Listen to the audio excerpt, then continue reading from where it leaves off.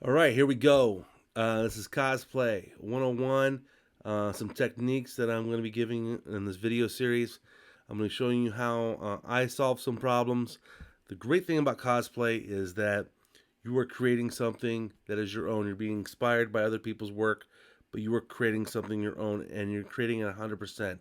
So you're creating not only how it's going to look, but how you're going to achieve it. Um, you're taking foam, like yoga foam or whatever, and you're making it into look something completely what it wasn't intended for. You're going to make it into some kind of prop. You're going to make it into a crown, a helmet. I don't know. It's you got to come up with the idea. So you're coming up with the idea, and you're coming up how it's going to look, and you're coming up with how you're going to make it. And that's going to be the tough part because making round surfaces is not so easy.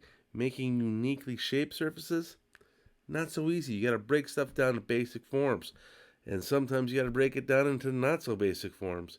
Here's some solutions on this video series that I am going to give you that I have figured out or I have learned about. I'm going to give you the tools to get you started. But of course, like always, you can come talk to me. Let's figure stuff out. Let's figure a new way around it. Let's figure an easier way around it. And let's have some fun out there. So here's my series set. Enjoy. I hope you like it. I hope you learned something. All right. Be awesome.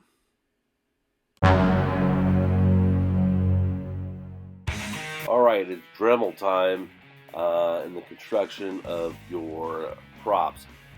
The Dremel is a wonderful tool, but you can definitely misuse it. I do not want you to misuse it in any way, shape, or form. No.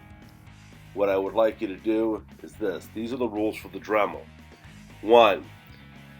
To keep your hand constantly moving when you're using it on the surface. You watch the video, watch the video. I am constantly moving it back and forth. If it's on the surface, it is moving. 2, you don't want the Dremel too low or too high. Too low, it's going to help burn up the motor, then we won't have the Dremel. Dremel is a wonderful tool to have for this, and we want to keep it around for a really long time. Too high, it's going to eat and burn through your foam, and then you're going to have a hole. Or you're not going to be able to have control over it, and you're going to have a whole bunch of lines, and that's not going to help either. So, between 2 and 3 on the gauge setting scale, and constantly moving. The other thing, not a lot of pressure. You want just to clean the canvas. You don't need to put a lot of pressure down on that Dremel to clean the canvas. You need to have light pressure and slowly take it away. Put too much pressure down, it's going to hurt my motor and my Dremel. I will not be happy. You put too much pressure down, you're going to dig right through your styrofoam, depending on how thick it is. If it's a thin styrofoam, it's not going to take long before it eats through it and goes right through it. So, for listening impaired, setting between 2 and 3. Light pressure. Constantly keep the Dremel moving. You're cleaning the surface. Alright? After we get done sanding, then we're going to hit it with the heat gun again.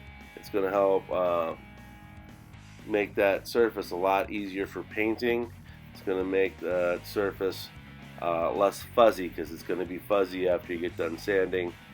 You can use different kinds of sanders with this. I'll bring a hand sander with me to school that can be used. There's stick sanders we can make, and there's different ways we can clean the surface. We want to use the Dremel as a tool for sculpting, for sanding, and for prepping surfaces for the next step. There are many different steps to prop building. You're trying to create something completely realistic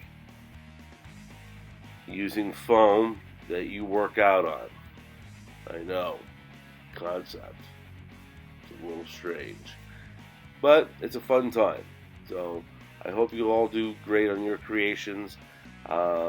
You'll know that if I'm in class, I'm more happy to help come up with solutions. Still remember, I'm relatively new to this.